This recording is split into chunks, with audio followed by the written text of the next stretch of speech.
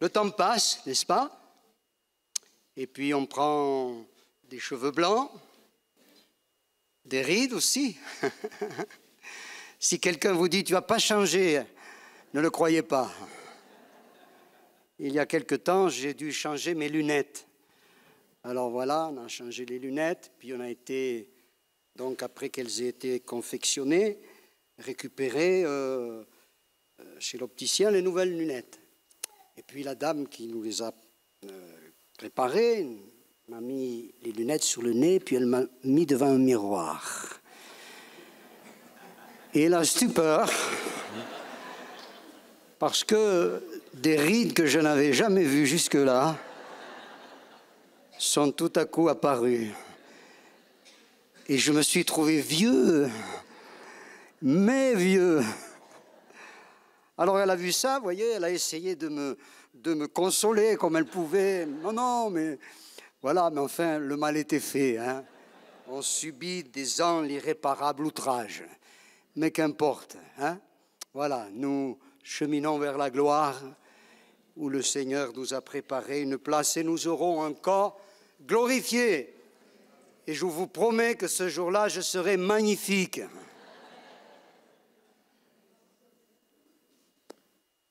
Voilà, on va lire dans la parole de Dieu, évidemment, dans l'épître de Paul aux Philippiens. Ce matin, je n'ai pas de grandes révélations à vous apporter, mais simplement quelques rappels, des choses connues. L'Écriture dit qu'on doit faire attention à ne pas être entraîné loin des choses connues, de peur que nous ne soyons pas déchus loin d'elles. Philippiens chapitre 3, verset 7. Voilà ce que nous dit l'apôtre Paul. Ces choses qui étaient pour moi des gains, je les ai regardées comme une perte à cause de Christ. Et même, je regarde toutes choses comme une perte à cause de l'excellence de la connaissance de Jésus-Christ, mon Seigneur, pour lequel j'ai renoncé à tout et je les regarde comme de la boue afin de gagner Christ et d'être trouvé en lui, non avec ma justice, celle qui vient de la loi, mais avec celle qui s'obtient par la foi en Christ, la justice qui vient de Dieu par la foi, afin de connaître Christ et la puissance de sa résurrection et la communion de ses souffrances, en devenant conforme à lui dans sa mort, pour parvenir, si je puis, à la résurrection d'entre les morts. Ce n'est pas que j'ai déjà remporté le prix ou que j'ai déjà atteint la perfection, mais je cours pour tâcher de le saisir, puisque moi aussi j'ai été saisi par Jésus-Christ. Frères, je ne pense pas l'avoir saisi, mais je fais une chose, oubliant ce qui est en arrière et me portant vers ce qui est en avant, je cours vers le but pour remporter le prix de la vocation céleste de Dieu en Jésus-Christ. Amen. Voilà, j'aime ces paroles où l'apôtre Paul dit « Je fais une chose ». Il ne court pas 36 lièvres à la fois.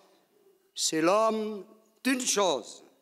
Oubliant ce qui est en arrière, bonnes ou mauvaises expériences, et me portant vers ce qui est en avant, je cours vers le but que je n'ai pas atteint encore, dit-il par ailleurs, pour remporter le prix de la vocation céleste de Dieu en Jésus-Christ. Alors, en s'exprimant ainsi, l'apôtre Paul ne remet absolument pas en cause la certitude de son salut.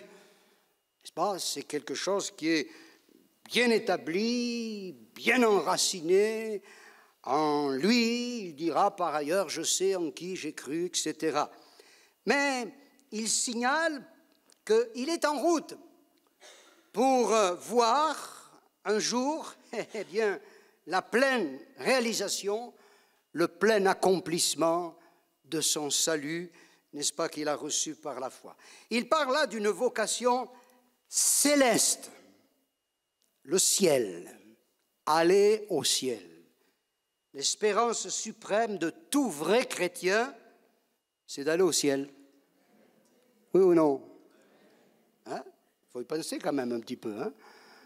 Alors si vous aviez oublié cela, ou l'aviez un petit peu perdu de vue, je veux vous rappeler ce matin ces choses tellement simples, tellement élémentaires, dirons-nous. Regardez par exemple ce que l'apôtre Paul dit par ailleurs dans la deuxième aux Corinthiens, au chapitre 5 et au verset 1er. Il dit, nous savons en effet que si cette tente, c'est-à-dire notre corps, où nous habitons sur la terre est détruite, et oui, elle est fragile cette tente, un coup de vent et puis elle peut être balayée. Où nous habitons sur la terre est détruite, nous avons dans le ciel, alléluia, un édifice qui est l'ouvrage de Dieu, une demeure éternelle qui n'a pas été faite de main d'homme. L'apôtre Pierre, lui aussi, évoque ce fait, n'est-ce pas, cette espérance céleste bénie dans sa première épître au chapitre 1er et au verset 3. Il dit ceci, « Béni soit Dieu, le Père de notre Seigneur Jésus-Christ, qui selon sa grande miséricorde nous a régénérés pour une espérance vivante par la résurrection de Jésus-Christ d'entre les morts, pour un héritage qui ne se peut ni corrompre, ni souiller, ni flétrir, lequel vous est réservé dans les cieux. » Je suis riche de la grâce de Dieu. Lorsque j'étais jeune, il y a longtemps, nous chantions dans les réunions de jeunesse ce cantique qui disait « Je suis plus riche qu'un millionnaire ». Alléluia. Voilà quel est notre héritage. Voilà notre espérance suprême qu'il ne faut pas perdre de vue, et évidemment. Et pour atteindre ce but, vous voyez, ce but suprême qu'il faut là avoir comme un objectif maintenu constamment, pour atteindre ce but, Paul dit qu'il est prêt à renoncer à tout. Il a renoncé à tout. Alors à quoi faut-il renoncer? À quoi faut-il dire non?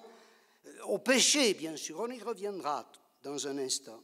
Mais il faut aussi être en mesure de renoncer même aux choses qui peuvent paraître légitimes, mais qui, dans certains cas, pourraient constituer un obstacle majeur. Regardez, il y a dans les évangiles le cas de ce jeune homme riche, n'est-ce pas, qui vient vers le Seigneur plein de bonnes intentions et qui lui demande « Que dois-je faire pour hériter de la vie éternelle ?» C'est une bonne question, ça, hein? Et on voudrait que tous les hommes et toutes les femmes de cette terre puissent se poser une telle question. Et la Bible dit que Jésus, l'ayant regardé, l'aima, vous voyez, il a été saisi de sympathie, de compassion, d'affection pour ce garçon qui, avec beaucoup de naïveté, lui dit « Mais qu'est-ce qu'il faut que je fasse pour être sauvé ?» Mais Jésus a repéré qu'il y a quelque chose qui clochait dans la vie de ce gars qui, par ailleurs, avait une moralité excellente. Il était riche, il possédait la richesse, mais on peut dire aussi que la richesse le possédait dans un certain sens. Et c'est sur ce point-là que Jésus a appuyé, vous vous rappelez, en lui disant « Mais si tu veux être parfait, eh bien, va, vends ce que tu as, donne-le, distribue-le au peuple, puis tu auras un trésor dans le ciel, puis viens et suis-moi. » Et il est devenu tout triste, il a tourné les talons et sans un mot, il est parti, vous voyez. Pour lui, c'était un obstacle majeur sur le chemin du salut, d'où l'exigence du Seigneur. Et vous avez remarqué que cette exigence que Jésus a eue à l'égard de ce garçon, il ne l'a pas eue pour tout le monde. Parce que pour lui, c'était un problème. Quand il est venu chez Zachée, par exemple, qui lui aussi était un homme riche, Jésus n'a pas exigé quoi que ce soit de ce genre-là. C'est Zachée qui spontanément a voulu régler ses affaires en disant « Si j'ai fait tort de quelque chose à quelqu'un, je lui rends le quadruple, et la moitié de la fortune qui est la mienne, je la donne aux pauvres. » Alors, il faut savoir faire le tri dans nos vies. Parfois, des choses, on est accroché à ça comme la misère aux pauvres. Hein. On y tient par-dessus tout.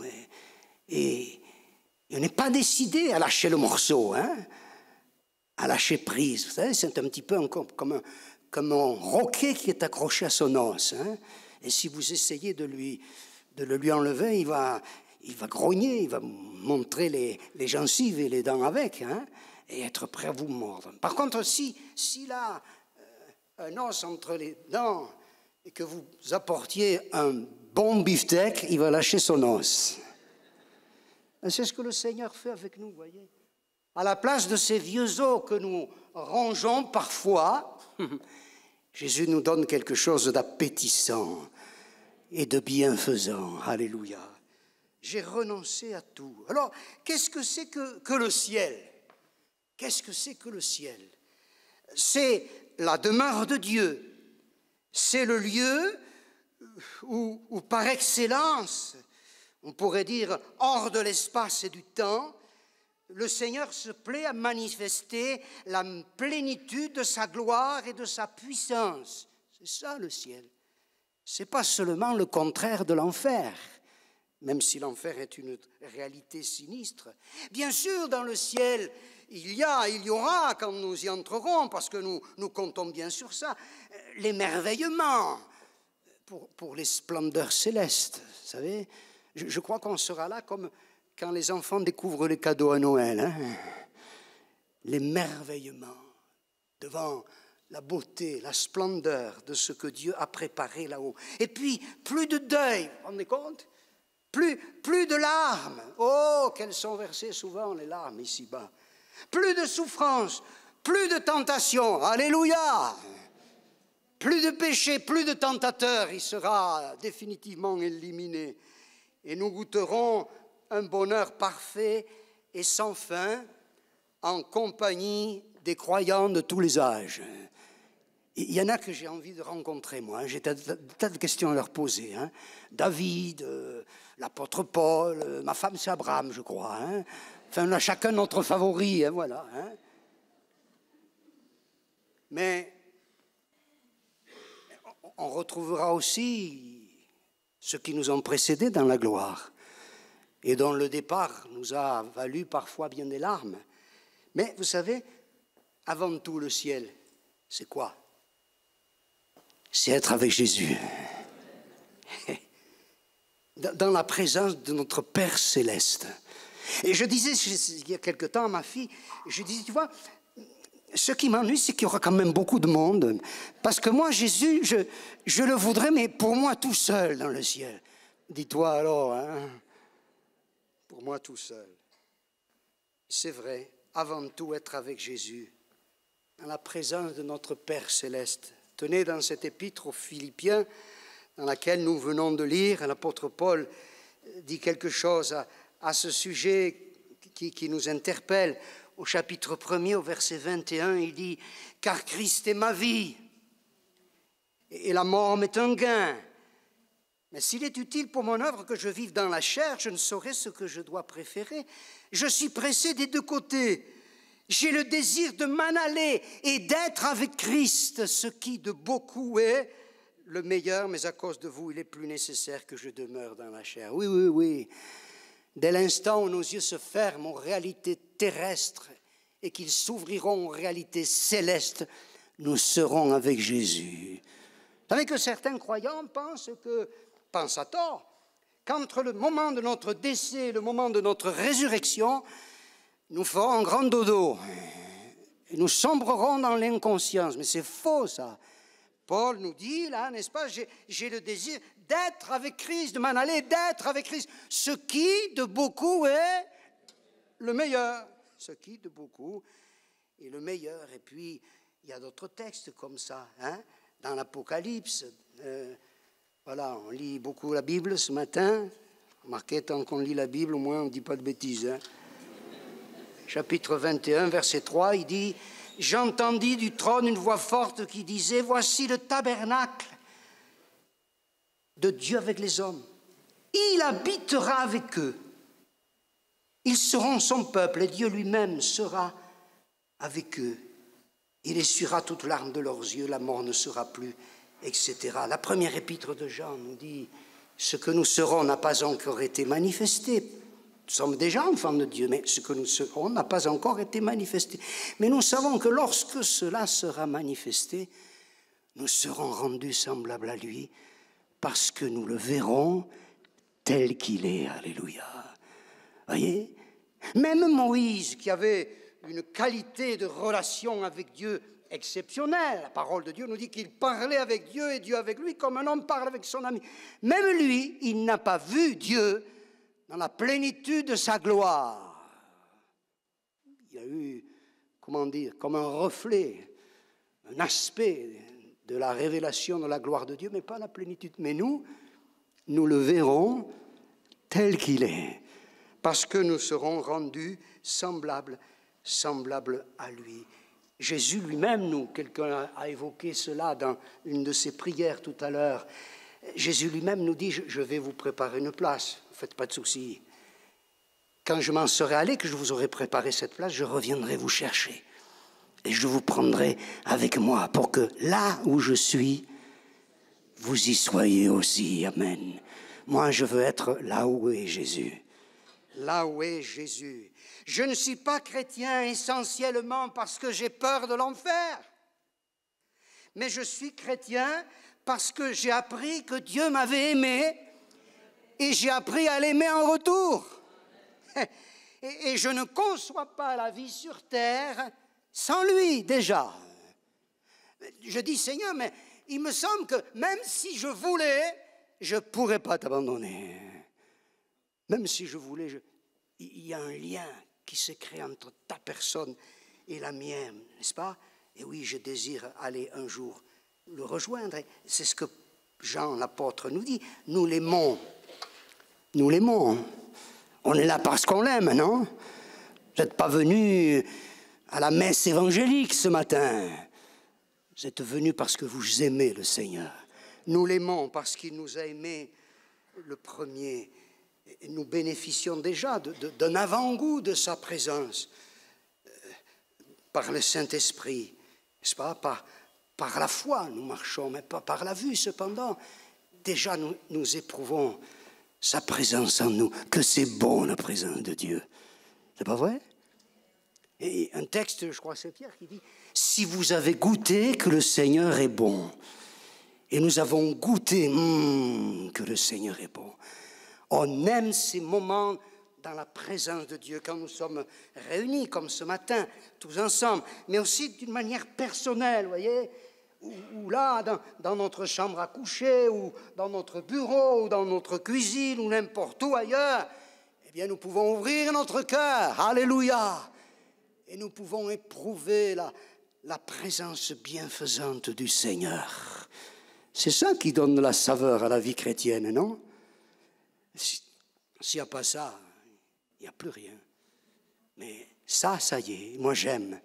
J'aime la présence de Dieu. J'aime la présence du Seigneur. Alors, le ciel, ça doit être notre objectif. Il ne faut pas se tromper d'objectif. Écoutez-moi, si nous nous sommes convertis uniquement ou essentiellement dans la pensée de connaître un bonheur terrestre et immédiat, nous faisons fausse route. Certes, Dieu bénit ici-bas, alléluia. Il bénit dans notre santé. Beaucoup parmi vous ont expérimenté la guérison divine, oui, alléluia. Il bénit dans notre vie familiale, notre vie de couple, dans nos affaires sentimentales. Il nous bénit pour les jeunes dans nos études. Avant l'examen, on prie le Seigneur et Dieu bénit. Il nous bénit dans notre vie professionnelle, dans le domaine matériel, des affaires. Alléluia. Mais, c'est pas l'essentiel, ça. Parce que si nous nous sommes convertis dans la perspective de connaître un bonheur essentiellement terrestre et immédiat, quand l'épreuve surgira, nous nous découragerons et nous abandonnerons la partie. Quand Jésus donne la parabole du semeur, vous voyez, il présente quatre terrains différents. Il dit qu'il y a des gens particuliers, ils entendent la parole et ils la reçoivent aussitôt et avec joie. Et Jésus dit, il manque de racines, il manque de persistance. Et dès que survient une tentation, le mot tentation, le mot épreuve, je crois que dans l'original c'est le même mot, Dès que survient une tentation ou une épreuve, ils y trouvent une occasion de chute. Et on a connu des gens comme ça, vous et moi, hein, qui ont vécu des choses glorieuses et qui ont fait mine de s'engager avec le Seigneur. Voilà, c'était magnifique, ils étaient pleins d'enthousiasme, de zèle, de ferveur. Et puis, quelque temps plus tard, patatrac, ils sont revenus en arrière. C'est Salomon, hélas, il n'a pas suivi son propre conseil, qui dit « Mieux vaut la fin d'une chose que son commencement ». C'est bien de bien commencer. C'est mieux de bien poursuivre. Mais c'est encore mieux de bien terminer. Et c'est là ce qu'il faut maintenir. C'est là ce qu'il faut maintenir. Bien sûr, je l'ai dit déjà, Dieu bénit ici-bas. Mais la parole de Dieu n'oublie pas de préciser qu'ici-bas, nous connaîtrons l'épreuve. Nous connaîtrons l'épreuve. Vous voyez, je pensais qu'il y a quelque temps à David, qui a passé sa vie à guerroyer. Et je me disais, mais cet homme, il devait être couvert de cicatrices.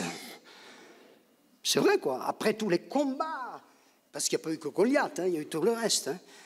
Tous les ennemis qu'il a eu à affronter, de temps en temps, quand même, il devait bien y avoir un coup d'épée par-ci ou par-là qui l'atteignait. Chaque fois, il n'y avait pas un ange là pour le protéger d'une manière absolue. Non, il s'en est toujours sorti, mais couvert de cicatrices. Eh bien, un chrétien qui a avancé dans les voies du Seigneur, il est un peu comme ça. Il est couvert de cicatrices, mais la grâce de Dieu est passée par là. Et les cicatrices ont été cicatrisées. Alléluia. Alléluia. Oui, c'est l'apôtre Pierre, tenez, à propos d'épreuves, qui nous dit quelque chose. Hein? C'est là ce qui fait votre joie. Première épître de Pierre, chapitre 1er, verset 6. Il parle de la joie du salut. C'est là ce qui fait votre joie. Mais ça ne s'arrête pas là. Quoique maintenant, puisqu'il le faut, vous soyez attristés pour un peu de temps par diverses épreuves, afin que l'épreuve de votre foi, plus précieuse que l'or périssable, qui cependant est éprouvée par le feu, ait pour résultat la louange, la gloire et l'honneur lorsque Jésus-Christ apparaîtra. Il y a là un paradoxe, il y a la joie du salut, mais on ne peut pas l'éliminer tout à fait, il y a aussi la tristesse de l'épreuve. Pourquoi l'épreuve? Elle a un sens. Elle a pour but de tester, de vérifier, d'épurer, d'affiner notre foi. La foi, c'est un petit peu comme un métal précieux, c'est pour ça qu'il fait référence là à l'or. Et pour que le métal soit pur, pour que ce ne soit pas du toc, mais quelque chose d'authentique et de valeur, il faut que le métal précieux subisse l'épreuve du feu pour éliminer les scories, les impuretés. Eh bien voilà le but de l'épreuve. Ne la maudissez pas, même si vous ne comprenez pas le pourquoi du comment. Mais faites confiance, faisons confiance du Seigneur. En disant, Seigneur, tu poursuis un but dans ma vie. Et je veux m'en remettre à toi. Je veux me soumettre à ta discipline paternelle. Parce que je crois que tu as de bonnes intentions à mon égard. C'est ce qui permettait à Paul de dire ce qu'il dit dans la 2e aux Corinthiens, au chapitre 4 et au verset 6. Voilà. Attendez, il y a une erreur là.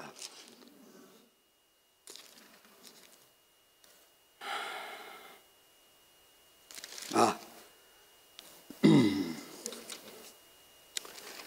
Tant pis, on va passer à autre chose. En matière d'épreuve, ouais.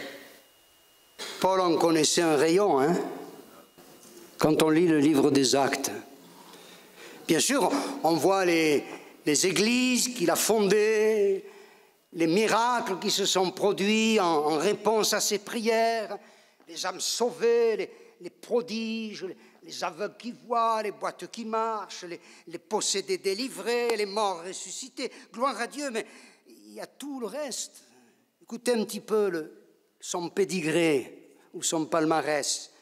Dans le 2e Corinthiens, tenez au chapitre 11, voilà ce qu'il a vécu. Il dit au verset 24, « 5 fois j'ai reçu des Juifs 40 coups moins 1. 3 fois j'ai été battu de verge, flagellé. 1 fois j'ai été lapidé. 3 fois j'ai fait naufrage. J'ai passé un jour et une nuit dans l'abîme. Fréquemment en voyage, j'ai été en péril sur les fleuves, en péril de la part des brigands, en péril de la part de ceux de ma nation, en péril de la part des païens, en péril dans les villes, en péril dans les déserts, en péril sur la mer, en péril parmi les faux frères. J'ai été dans le travail, dans la peine, exposé à de nombreuses veilles, à la faim, à la soif, à de jeûnes multipliés, au froid et à la nudité. Et sans parler d'autre chose, je suis assiégé chaque jour par les soucis que me donnent toutes les églises. On pourrait dire, mais où est la bonne nouvelle là, hein? La bonne nouvelle, c'est que je suis un enfant de Dieu. Et qu'en dépit de toutes les épreuves, j'ai une espérance vivante. Alléluia. Vous voyez, aujourd'hui, certains nous parlent de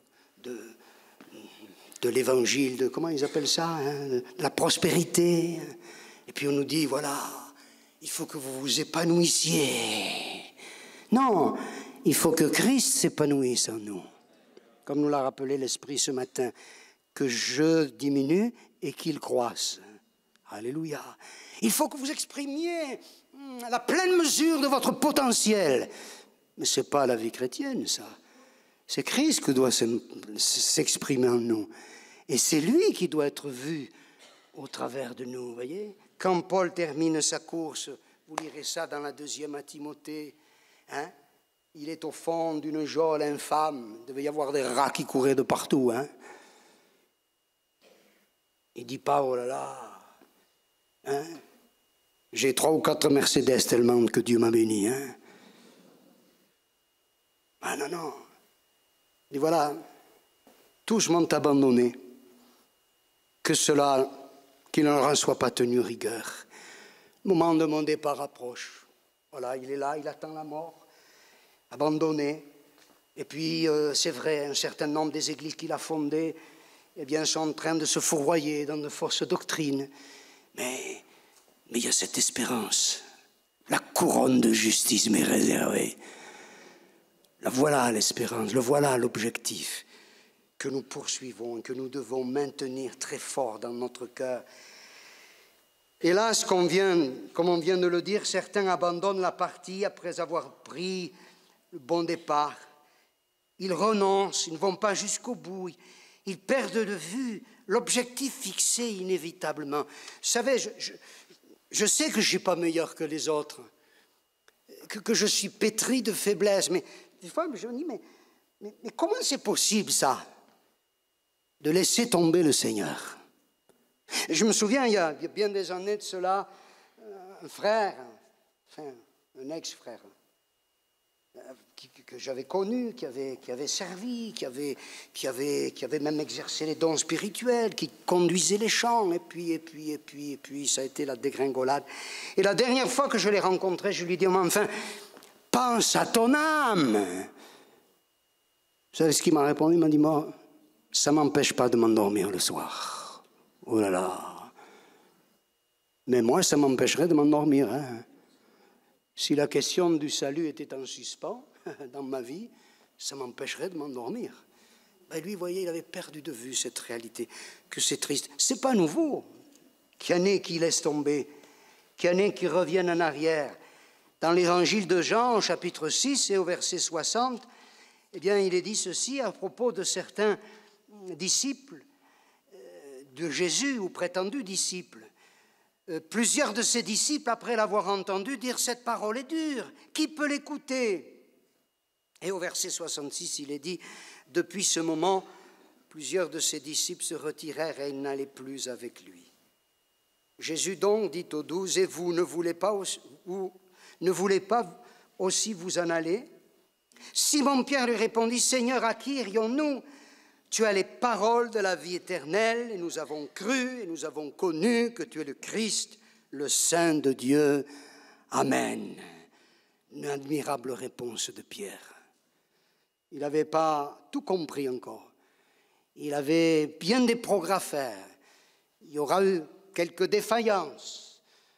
en cours de parcours. Mais malgré tout, il est attaché à son Seigneur. Il avait pris une résolution, Pierre, et il était désireux de s'y tenir. Un peu comme Paul, dans le texte que nous avons lu en préliminaire. Paul qui dit, je fais une chose, je ne cours pas plusieurs lièvres à la fois.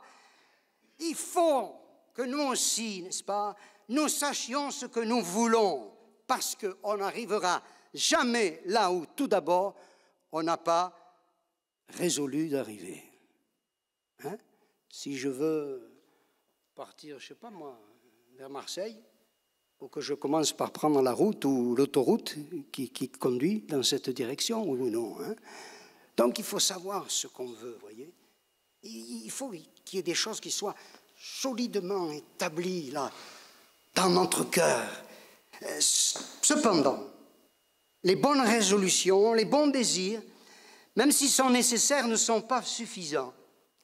Pour atteindre l'objectif, le ciel, il faut se donner les moyens de tenir bon, car il existe des choses qui peuvent nous arrêter. Dans l'épître de Paul aux Galates, au chapitre 5 et au verset 7, l'apôtre Paul pose à ces braves gens une question capitale. Il leur dit, vous courriez bien, comme Paul qui disait tout à l'heure, je cours vers le but. Vous courriez bien. Qui vous a arrêté? Qui vous a arrêté pour vous empêcher d'obéir à la vérité? Alors ces gens-là, les Galates en l'occurrence, avaient commencé par la foi, par la grâce, et puis ils s'étaient fourvoyés en cours de route, puisqu'ils s'étaient tournés vers les œuvres de la loi, le sabbat, la circoncision, les règles alimentaires de la loi de Moïse, pensant au travers de ces choses-là, eh bien, parvenir à être à un statut spirituel supérieur. Quelle erreur! Enfin, l'Écriture dit que Christ est la fin de la loi pour la justification de tous ceux qui croient. Qu'est-ce que c'est la justification? C'est cette œuvre divine par laquelle notre Dieu, notre Père, nous déclare juste à ses yeux parce que nous avons placé notre foi dans la valeur du sacrifice de Christ mort pour nos péchés. Par sa mort, suivie de sa résurrection, il ôte notre péché et la condamnation qui va avec, et il met sur notre compte sa justice. Voyez? Le salut, c'est une soustraction suivie d'une addition. Le Seigneur enlève notre péché et il met sur notre compte sa justice, justifiée par la foi. Bien sûr, à la justification obtenue par la foi seule, il faut joindre une vie juste, loin du péché. C'est la sanctification. D'ailleurs, parmi ces obstacles que nous signalons, l'Épître aux Hébreux nous dit ceci, n'est-ce pas? Au chapitre 12 et au verset 1er. Nous donc aussi, puisque nous sommes environnés d'une si grande nuée de témoins, rejetons tout fardeau et le péché qui nous enveloppe si facilement et courons, on y revient, courons avec persévérance dans la carrière qui nous est ouverte. Et oui, ce qui pourrait nous arrêter, le péché. Le péché. Aujourd'hui, c'est presque un péché de parler du péché. Hein? Mais il faut le rejeter, l'abandonner, y renoncer, le fuir, s'en tenir éloigné. La grâce de Dieu, ce n'est pas un prétexte pour s'abandonner aux tendances mauvaises de notre nature humaine. Oh, Dieu sait toutes choses, il fera grâce. Comme disait quelqu'un, j'espère que l'expression ne vous choquera pas, comprenez le sens dans lequel c'est dit. Le sang de Jésus n'est pas une lessive à bon marché. Oh, je fais une bêtise, j'invoque le sang de Jésus, puis la faire régler, allez, va, basta, on peut commencer. Non. Il y a une sainte haine du péché, pas chez les autres seulement, en soi, l'éliminer. Et c'est possible, par la foi en celui qui est le sujet, l'objet de notre foi. Tenez, le texte que nous avons lu tout à l'heure dans l'Épître aux Hébreux, je me suis arrêté en cours de route, nous dit « Ayant les regards sur Jésus, le chef et le consommateur de la foi. » Oui, notre foi, elle se porte, n'est-ce pas, sur sa personne. Il est le sujet, l'objet suprême de notre foi. Les regards sur Jésus. Alors bien sûr, on sait très bien que les regards sur Jésus, ce n'est pas se poster en face d'un crucifix pour lui rendre un culte. Non, c'est s'attendre à lui, le suivre, l'aimer, lui obéir, entretenir une communion, une relation vivante, profonde avec lui, par le Saint-Esprit qui vit en nous, communion au moyen de la prière, de la méditation de sa parole. Vous savez que Jésus, dans l'évangile de Jean, il dit « Vous êtes mes amis ». C'est super ça, hein? Voilà, je vous présente mon ami, c'est Jésus. Et je suis ami de Jésus, c'est extraordinaire. Vous êtes mes amis si vous faites ce que je vous commande. Mais une amitié, dites-moi, c'est vrai dans les relations humaines, une amitié, ça se nourrit, oui ou non? Quand on a un ami, un vrai, pas, ouais, c'est un ami. Non. Quand on a un ami, on le fréquente, on se rencontre, on échange, on parle, on se réjouit d'être ensemble. C'est ça l'amitié, oui ou non? Si on se voit une fois tous les 36 du mois, eh bien l'amitié s'étiole. Et puis quand on se rencontre à nouveau, on n'a plus grand-chose à se dire, parce que l'amitié, justement, s'est étiolée. Pour qu'elle soit maintenue, entretenue, il faut la nourrir. Eh bien avec Jésus, c'est pareil. C'est mon ami, je dois fréquenter mon ami régulièrement. Voilà, dans la prière. Pas seulement la prière là, ici, bien sûr ici, mais aussi dans ma vie personnelle, tous les jours, dans la méditation de sa parole. Et ça, pas seulement par devoir, vous voyez. Il ne s'agit pas de dire, allez, je vais m'imposer, hein, ou j'ai pas envie, mais pas envie du tout. Mais enfin, puisqu'il faut, il faut. Ce n'est pas une purge, la prière.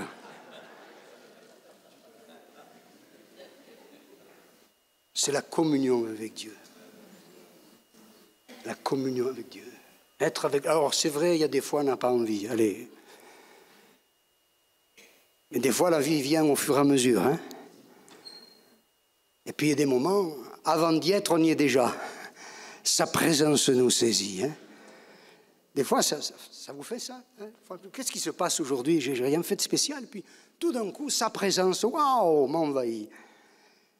Et c'est comme ça qu'on se solidifie, qu'on s'affermit, que l'amitié nourrit et qu'on peut se tenir éloigné du péché. Péché, cette plante vénéneuse qui, comme le chien-dent, a tendance à toujours repousser, n'est-ce pas? Et il faut l'arracher le plus tôt possible. Un cèdre magnifique, énorme. Il a commencé par une toute petite plante qui est sortie de terre. Si vous essayez d'arracher le cèdre, vous allez avoir des problèmes, vous n'y arriverez pas. Mais quand il fait seulement quelques millimètres ou centimètres, ce n'est pas difficile de l'arracher. Il suffit de tirer un petit peu dessus, et ça vient. Et le péché, c'est quand il pointe le bout de son nez qu'il faut le couper à la base, le déraciner. Seigneur, dans ta présence, ton esprit m'a révélé ceci ou cela. Oh, ça ne se voit pas encore. Oh, les gens autour de moi ne le soupçonnent même pas, ne l'aperçoivent pas. D'ailleurs, même, je ne l'avais même pas perçu jusque-là. Mais ton esprit me le révèle, ton esprit qui sonde mon cœur. Et je veux amener ces choses-là à ta lumière pour que tu me purifies par ton sang. Oui. En arrivant au terme de notre réflexion, réalisons ceci. Nous sommes sauvés par la seule grâce de Dieu. Écoutez-moi, du début à la fin. Je ne suis pas sauvé aujourd'hui d'une autre manière que le premier jour où je me suis converti. Par la seule grâce de Dieu. Hein? C'est par la grâce de Dieu que vous êtes sauvés par le moyen de la foi, dit l'Épître aux Éphésiens. Ce n'est point par les œuvres afin que nul ne se glorifie, c'est le don de Dieu.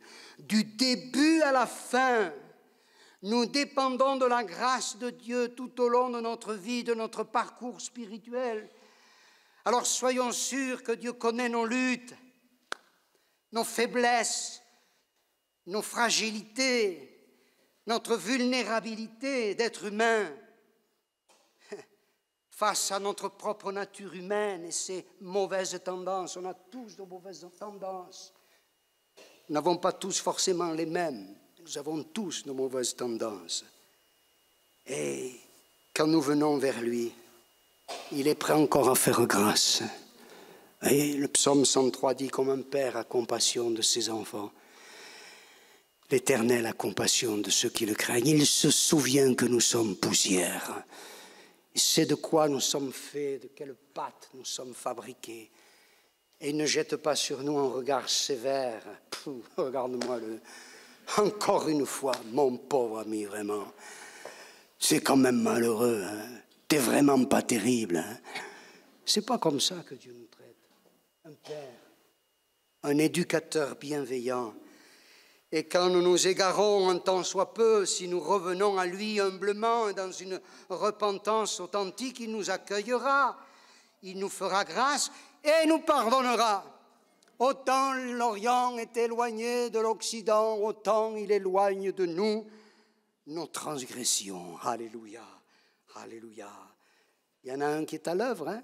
C'est Satan. Il ne faut pas trop parler de lui, mais un peu quand même. Il rôde comme un lion rugissant, mais Jésus a dit quelque chose à Pierre.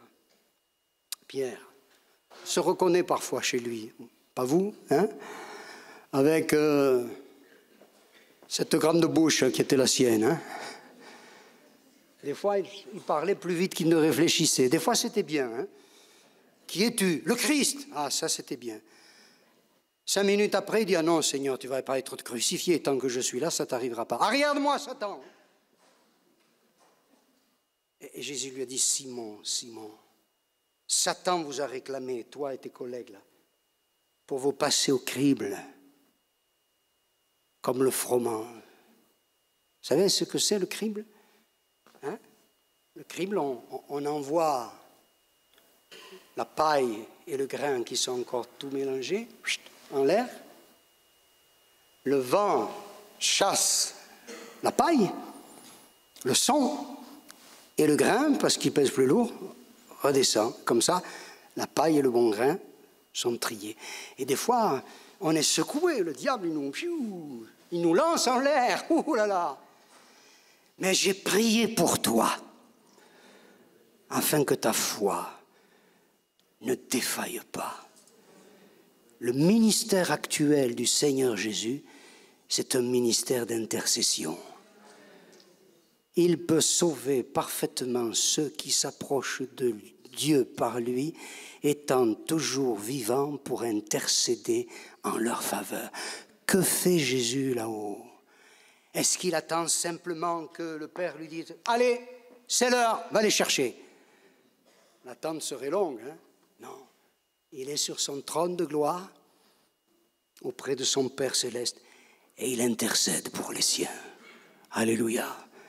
Nous avons été, et nous serons au bénéfice des prières et de l'intercession du Seigneur Jésus-Christ. Alors, voyez, dans ces conditions-là, si on fixe l'objectif, si on s'y tient, le salut, la vie éternelle, le ciel, si on poursuit la route, si on se donne les moyens d'atteindre l'objectif en écartant, n'est-ce pas, bien le retour aux œuvres de la loi, les choses de cette terre qui nous accaparent et surtout, en fuyant le péché, ayant les regards sur Jésus, nous confiant dans sa grâce, dans sa fidélité, dans son intercession puissante et efficace, nous pourrons dire ce que Paul a dit. Tenez, au chapitre 4 de la 2e à Timothée, vous connaissez ce passage, hein? Verset 6. « Car pour moi, je sers déjà de libation et le moment de mon départ approche. J'ai combattu le bon combat, j'ai achevé la course, j'ai gardé la foi. C'est pas mal pour épitaphe, hein? Je vous le conseille quand vous serez enterré. Hein? J'ai combattu le bon combat, j'ai achevé la course, j'ai gardé la foi. Désormais, la couronne de justice m'est réservée. Le Seigneur, le juste juge, me la donnera dans ce jour-là. Et non seulement à moi, mais encore à tous ceux qui auront aimé son avènement. Amen, que c'est grand, que c'est glorieux. Quelque temps plus tard, Paul a subi le martyre. Comme il était citoyen romain, il a échappé à la crucifixion. Mais voilà, il a fallu qu'il pose la tête sur le billot. Et puis, le bourreau a levé la hache. Et d'un coup sec, sa tête a roulé dans la poussière. Mais son âme s'est envolée, alléluia, à la rencontre du Seigneur. Je ne vous souhaite pas de mourir de la même manière. Hein. Mais quand le temps viendra, que nous puissions dire, c'est très sobre, je trouve, vous voyez. Il aurait pu dire d'autres choses. J'ai fondé tant et tant d'églises. Je suis une vedette évangélique. Parce que ça existe, le vedettariat évangélique aujourd'hui. C'est vrai ou pas? Tant et tant de gens ont été sauvés au travers de mon ministère. Tant et tant de miracles. J'ai fait le compte. Hein. Sur Facebook, ça y est. Les jeunes, bien, je les ai lancés dans le ministère par vague. Regardez, Timothée, Trophime et puis tous les autres. Non, rien de tout ça. Pas moi. Simplement, j'ai combattu le bon combat. J'ai achevé la course. J'ai gardé la foi. Amen. J'ai gardé la foi. Et désormais, la couronne de justice m'est réservée. Et pas seulement à moi, Paul, mais à tous ceux qui auront aimé son avènement. Gloire à Dieu. Qu'on puisse en dire autant, hein? Que le Seigneur nous fasse grâce. Et qu'on se retrouve tous là-haut. Hein? Se dira, ça y est, frère, sœur. Je ne sais pas si on se dira frère et sœur, hein, puisqu'on sera tous pareils là. Hein? On y est, alléluia. Eh bien, pour y être, ce jour-là, il faut, comme Paul dit, hein, je fais une chose, oubliant ce qui est en arrière et me portant vers ce qui est en avant, je cours vers le but pour remporter le prix de la vocation céleste de Dieu en Jésus-Christ. Amen.